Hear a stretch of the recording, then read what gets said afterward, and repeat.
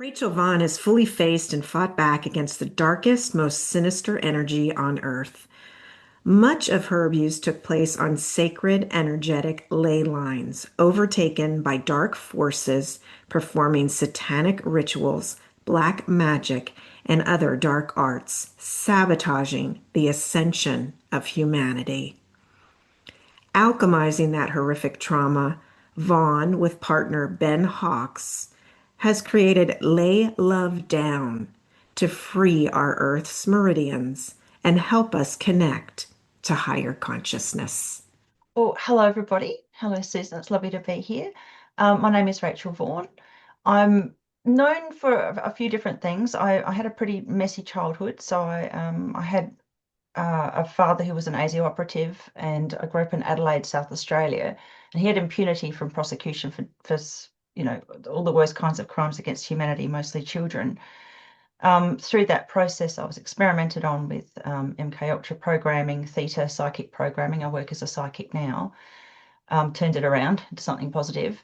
But I was also experimented on medically, and I had to witness horrific rituals as a child because, again, my father was part of not just a Secret Services operative, an ASIO operative in Australia. That's the equivalent to CIA and MI6.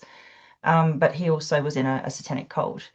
So obviously not a very pleasant way to come into the world. However, I've when you have near-death experiences as I did, and you indoctrinated into that sort of, secret society stuff from a very early age, you know things because you've seen it. You don't doubt things. You know that people can conjure things up and that they can do terrible things, and you know you don't want to be like that.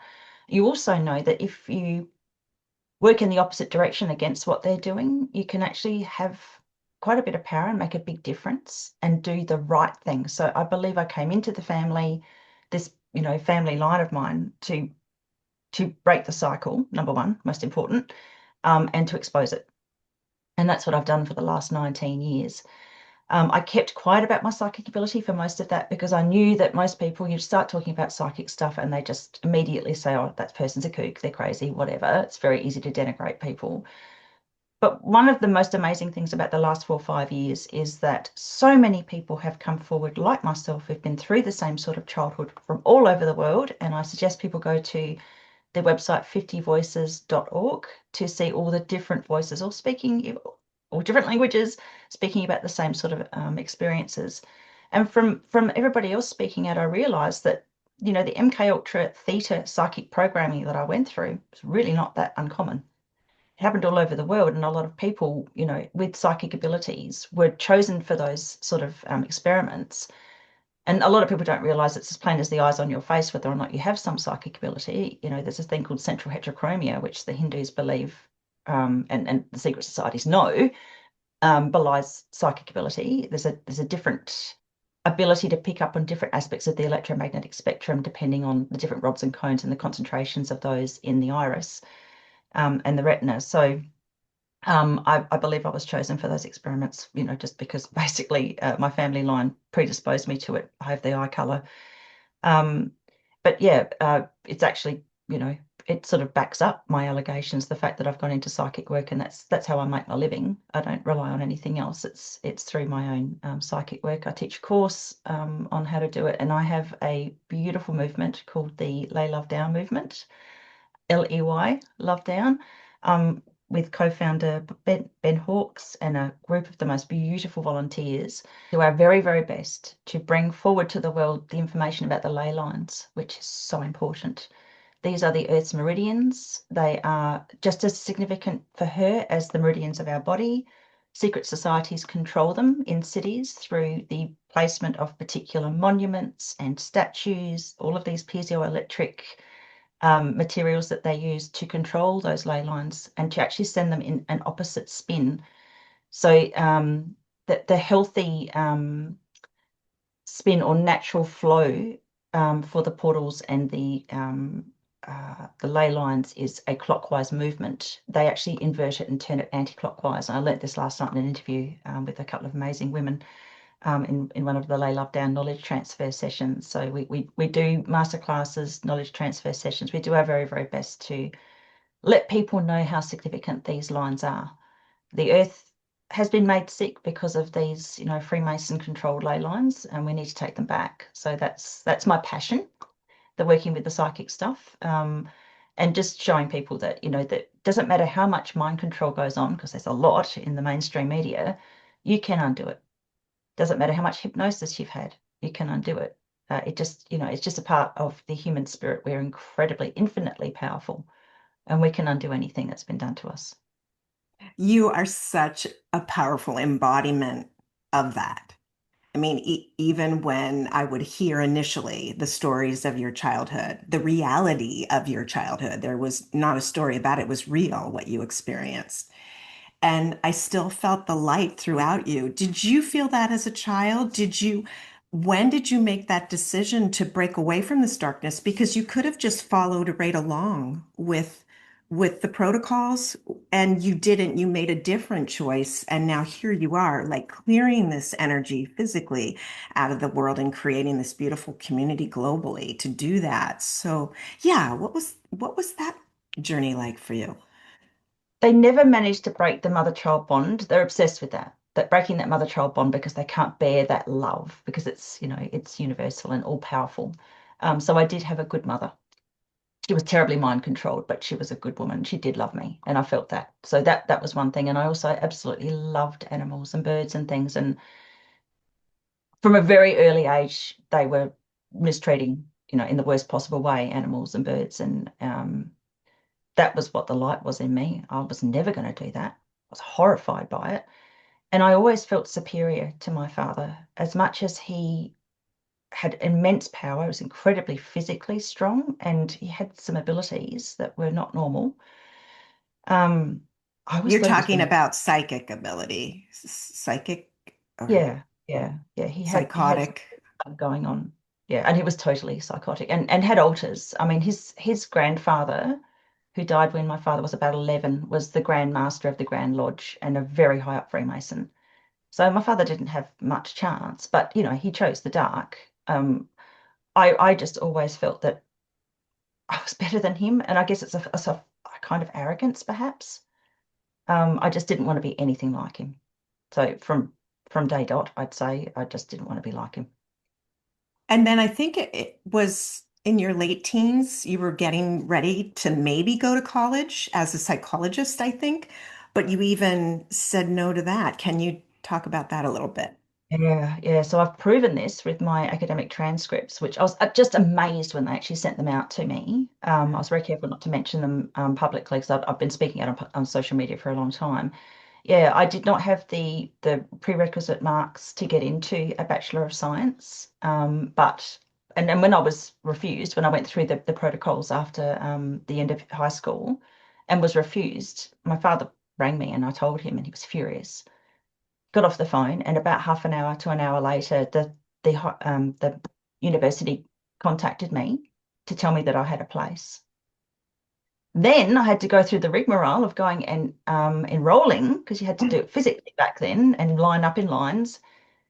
And every time I went to enroll, the person doing the enrollments would say, in each subject, they'd say, no, she can't do it. She doesn't have any of the prerequisite subjects. I didn't do any subjects that could possibly get me into a Bachelor of Science. And my father would then step forward and whisper in their ear. They'd make a phone call, and very irritatedly, they'd then sign me off. So when it came to going through I think it was mid-year exams, like I didn't know what I was doing. I couldn't understand physics or maths. I hadn't studied Right. anything like that. And I told my father and my other main MK Ultra programmer that I wasn't going to get through, and I didn't want to do it. And the MK Ultra programmer laughed and said, "You don't even have to put pen to paper. You just have to turn up." Laughed, tittered away, and then she walked off. And it was like, oh, I'm not doing this. I just knew. I just knew this is not good. So I withdrew, didn't tell them, and deferred. And then I later just got out of it. Yeah, I kept going to uni, but I just studied philosophy, so it looked like I was doing what they wanted. And by the time everything came out, it was too late. I'd already deferred and withdrawn. Hmm. Yeah, You mentioned MK Ultra, and some may not know what that is. Can you tell us in a brief little sure. nugget what that is?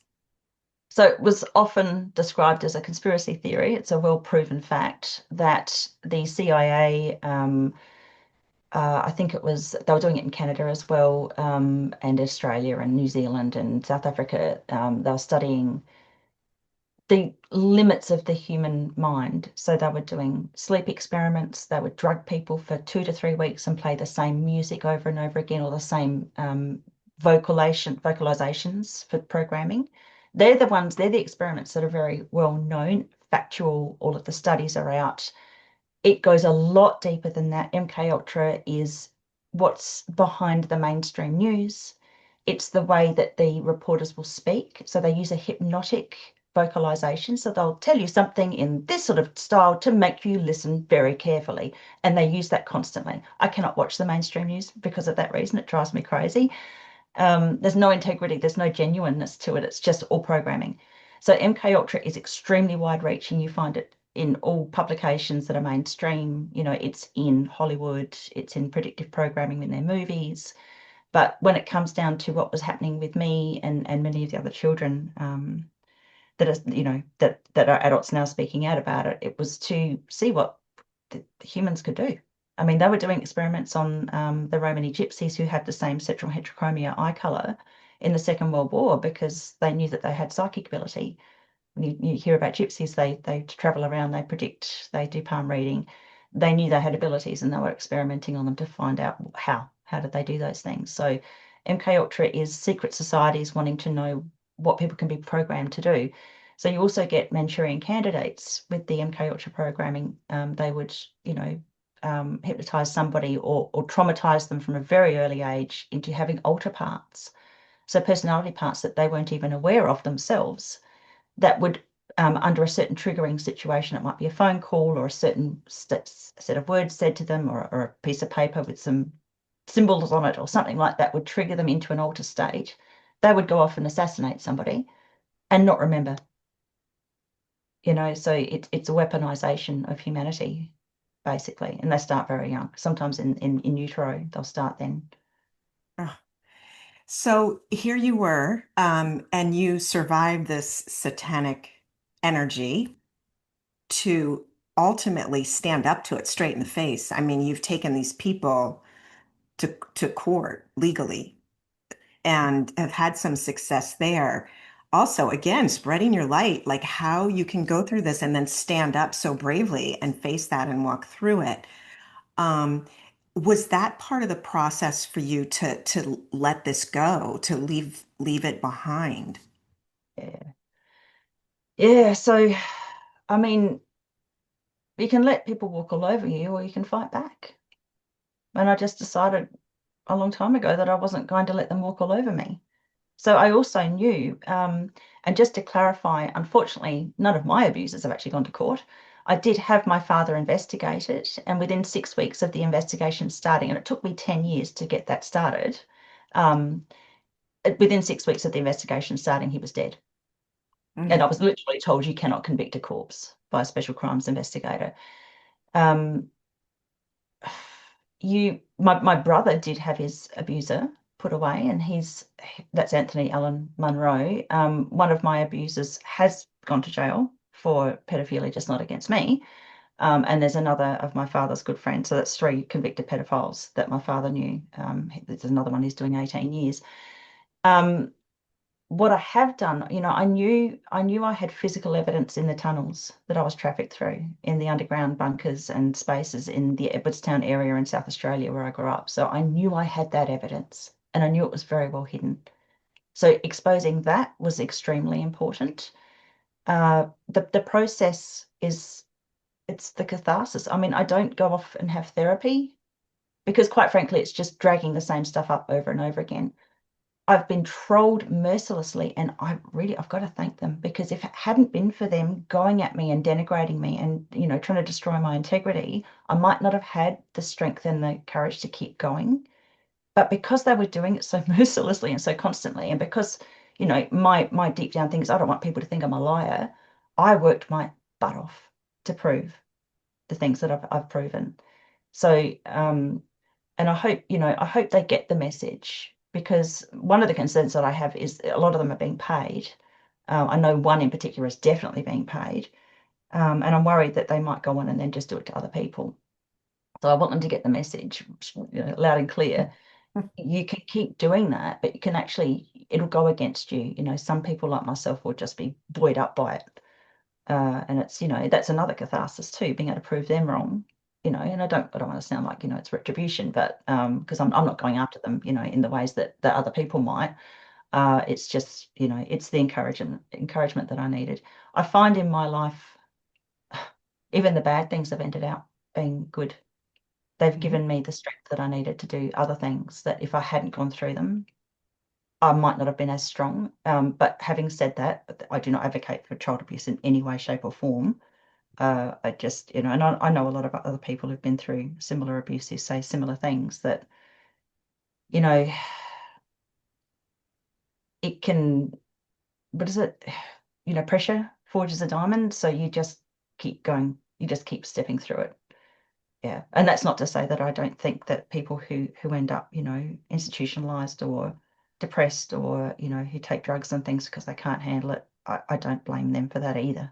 Trauma's very difficult to overcome. So you've stood up, you're shining, you've gotten your psychic ability highly attuned as a result of this and have utilized this to help people globally. And now you're into the lays, and I really want you to say, you gave us a little bit about what they are, but how you're actually clearing satanic energy, dark energy from these arteries that are exquisitely beautiful. Can you talk about that a little bit? So, yeah. So when you look at it from the point of view of the way that I grew up, I was initiated into rituals and things as a child, which are horrible, and I won't go into it, but they were often outdoors. And it wasn't until, oh gosh, I don't know, 2 or 3 years ago that I finally realized, oh my God, now I know why they were outdoors. So where you get ley lines, so ley lines are channels or corridors of energy, typically roughly about 2 meters across, because you can actually visually see them. They're a magnetic frequency, and we do have CRY2 cryptochrome magnetosensors. It's a type of photoresensor in the eyes that can pick them up.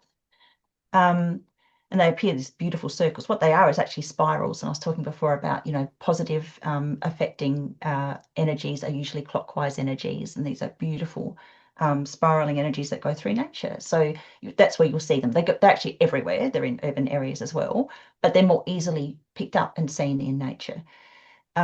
Unfortunately, with the rituals and things that they do in the crossing point of ley lines, so where you get multiple ley lines, these beautiful channels or corridors crossing over one another, you get these incredible spheres of energy. Some people call them vortexes, some people call them nodes. I like to call them portals because they are literally, they're fifth dimensional. So all the other doorways, all the other dimensional doorways come off those portals. So this is why they do the rituals in them, because they can open up doors. Death opens a doorway. So this is what they're doing with these horrific rituals that they do. When it finally dawned on me that that's what they were doing, and that's why they were doing it in those outdoor spaces, something clicked. And it was like, okay, so they're doing that intentionally to control, to harvest energy. They're also doing it to try and harm the earth. All we really need to do is change that frequency. So when you get the urban ley lines, they try to make them spin in an anti-clockwise direction, so the spirals go in the wrong direction. They put large monuments, big buildings, parliament houses, massive churches, arenas. They also put schools, abattoirs, all these different kinds of buildings and monuments in those spaces. War memorials. They put them in those spaces. They use piezoelectric rock, quartz-filled rock, because it holds a frequency. And they're trying to spin everything the wrong way. What they've been trying to do is stop the Earth from ascending out of a third dimensional static state into a fifth dimensional state. That's failed. We're basically coming into a fifth dimensional state. These ley lines and portals usually come into what's called a harmony time, where they all sort of have an equal frequency, harmonized across the entire planet on the equinoxes and solstices, so 4 times a year. And this is why there's so many rituals in those spaces at those times of year. We came into what's called permanent harmony time at the end of last year. And this is phenomenal. This is extremely unusual. It's not something that the Earth does on a regular basis. A geobiologist called Rory Duff has predicted that this could last hundreds of years. I feel like it could be 1,000. So that's just my psychic impression. So because we've come into that frequency, nothing can stop this frequency. But what we do need to do is to clean it up. We can make this happen more quickly. And what this means is that control structure, governments that are run through blackmail operations using little children's bodies like I was used, these secret societies that want to keep all of humanity's amazing abilities to themselves and not allow us to grow. They want to keep us in a slave system. All of that's going to crumble. The education system that's just there to dumb people down and keep children, preparing them to be a slave, basically, by making them work during the daylight hours when they should be playing. All of that's going to completely crumble. So the idea is to get out into these spaces and heal the ley lines. If we heal the ley lines, we move into this frequency conclusively more quickly. And one of the ways to do that is to take your intent. Our intent is our most powerful tool and our most powerful weapon, light weapon. With our intent, if we go into these spaces and we sing, if we use tuning forks, singing bowls, if we take our musical instruments tuned to 432 hertz frequencies, for instance, if we take crystalline water that's been programmed for healing, so something I learned about yesterday. There are different crystals that you can take into these spaces. I know some gentlemen, Brad Sparley and Russell Taylor, they have particular devices that you can take into these spaces. With intent, you can amplify the frequency.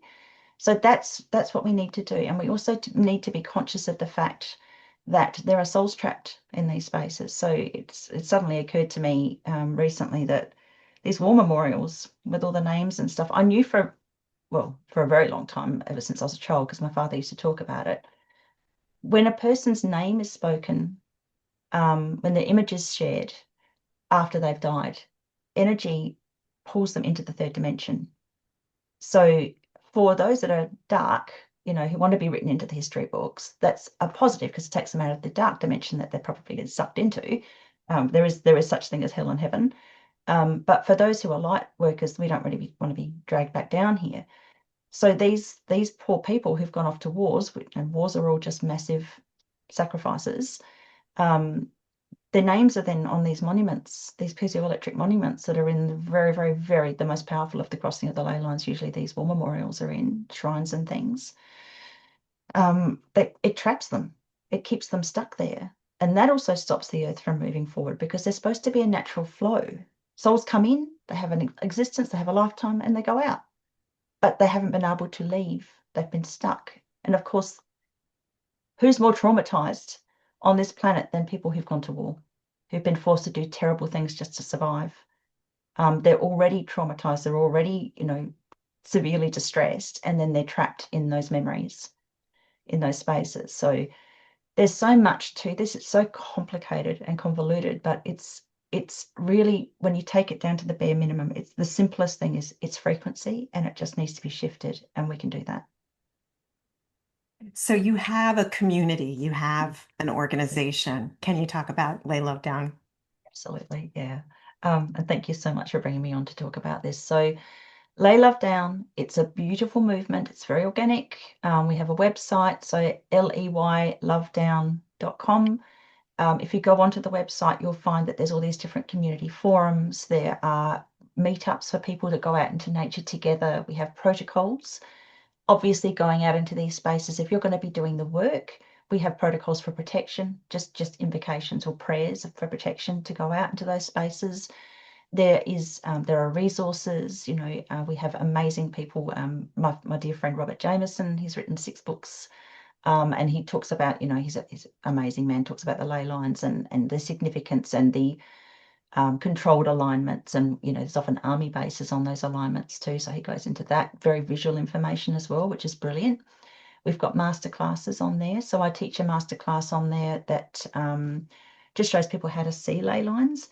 This is the thing, if you know that they're visible, they're more tangible. for people. I believe that, ancient cultures probably knew all about them and the fact that they were visible, and that was just hidden for a long time, and now it's coming out again. There's a gentleman called Alfred Watkins who wrote a book in 1925 called The Old Straight Track, and he actually had a vision of ley lines, and which inspired him to write the book. And you could see them as crisscrossing all over the countryside. It was up on a hill, and you could see the crisscrossing of all the ley lines. So they are very much a visual thing. A lot of people don't realize that when a church is built, particularly in the UK back in those times, a Freemason would go along with a sighting rod and sight a ley line so that the church would be oriented into a ley line. And they also used to, in the UK, they used to build the churches on the old Roman pagan ritual sites, using the ritual stone as the cornerstone of the church. Mm. And then they would depict the pagans' spirit of the countryside in the green man imagery within the churches. Quite amazing stuff. So there's many, many different resources on the website. We do guided meditations. We've got the most beautiful volunteers. We have 3 volunteers, all called Sarah, who do the guided meditations, which is just gorgeous. So the meditations are regular. We have knowledge transfer sessions, which I mentioned earlier. We spoke to 2 amazing women last night. They're monthly, and we have a 12-12 focus. So anyone across the world, 12-12 in the afternoon on a Thursday, we encourage them to just have a simple meditation, sending their love and their positive energy and intent for the earth to be free from these controlled ley lines, or the control of the ley lines, at 12-12 in their country, wherever they might be, 12-12. And that, it doesn't have to all be done at the same time. This is the thing. But if that's a regular thing on a Thursday for you to think, oh, it's 12-12, I'm going to do my little meditation now. It's just our way of encouraging lots and lots of people to do it. You don't have to get physically out into the lays. You can do all of this remotely, which is why the meditations are very helpful. We focus on a particular spot or a particular country or somewhere specific, and then everybody sort of pours their energy in and does their best to, again, change the frequency into a healing frequency, or balance the frequency, as Trevor Weir, a lovely man who's given us a masterclass as well, describes it. Yeah, so I mean, original people across the world used to do this work all the time, and they'd have special dates for it. And then Christianity kind of took over, and I'm not against Christians. I'll say Catholicism took over, and a lot of Indigenous peoples across the world have been decimated. And that's part of the reason for that. It's not just land grab, it's because they were doing the work to keep the earth healthy with these, their ceremonies and things. That's another thing. Dance. You see a lot of original peoples dancing within these spaces. Dance is also another way of expressing joy, which is another way of balancing and healing the lays. It's beautiful. So beautiful. And I know you do psychic work. Your readings are booked up, but you also have a course. And for a lot of us, our psychic abilities have just been so tapped down by the traditional systems. So here you are, yet adding more light through your course. Can you tell people where to find you and your information? Yeah, absolutely. So I have a website. It's called Sixth Science. It's a pun on sixth sense. It's a bit of a mouthful. It's always hard to mention it. Number 6, thscience.com. I do teach a course. I teach various modalities. I'm going to be going into, I've been teaching the beginner's course for the last 2.5 years. I'm probably going to be moving into the next level course fairly soon. So the beginner's course is probably only going to be available. I've got one coming up in November. I might do one next year. I'm not sure. But the second level course is coming out next year. And I'm excited for that. So I teach, very, very simple techniques, how to protect yourself, how to use your intent, how to create and use your energy to bring in the abundance that you deserve, because we all deserve to be comfortable. We shouldn't have to be fighting for power, to put the lights on. All of those things were available to us for free before. Our history is not true. But yeah, just how to bring in what every human deserves to have on this planet, because we've incarnated here. We deserve to have a house and land and somewhere to grow our food, and we deserve all of those things. So you can bring that in. You just need to recognize that you can bring it in. I teach how to see ley lines, how to recognize the portal spaces, how to get out there and make a difference, what kinds of otherworldly entities we exist with here that are non-corporeal, so that don't have a body, how to arm yourself against them, protection against that. Very simple techniques, doesn't have to be involved at all. How to read an aura, how that might relate to soul purpose. And again, it was amazing when I read for you, just blew my mind because there's obviously, a connection between your auric frequency and your name. Um, so, the soul energy that doesn't fit in the body sits around the body in the aura, and it's very easy to read. And this is one of my ways of surviving my childhood. I could read, I couldn't always avoid the people that had the dark auras, but I could read who was good and who was bad, who I could trust and who I couldn't, just by looking at the frequency around them. So I think I also do a little bit of a telekinesis demonstration, and that's helpful because if you know how to move something with your mind, even just something simple like a sigh wheel, it breaks down all of the, if you can't touch it, if you can't physically hold on to it, it's not real science, the culture of science, scientific, cult of materialism, you can break that down. And when we break down these barriers, we can recognize what we actually can achieve. And that's the basis of all alchemy, is learning that you put your mind to something, it will happen. You just have to believe in yourself. Yeah. Mm. Yeah. So that's one of my joys. I love teaching that course. Ah, so beautiful, Rachel. I'm so grateful that you could take the time and have this conversation with us. Thank you so much. Oh, thank you. Thank you. I'm so pleased that you're doing this, and it's just wonderful. We need more people like yourself with this beautiful light that you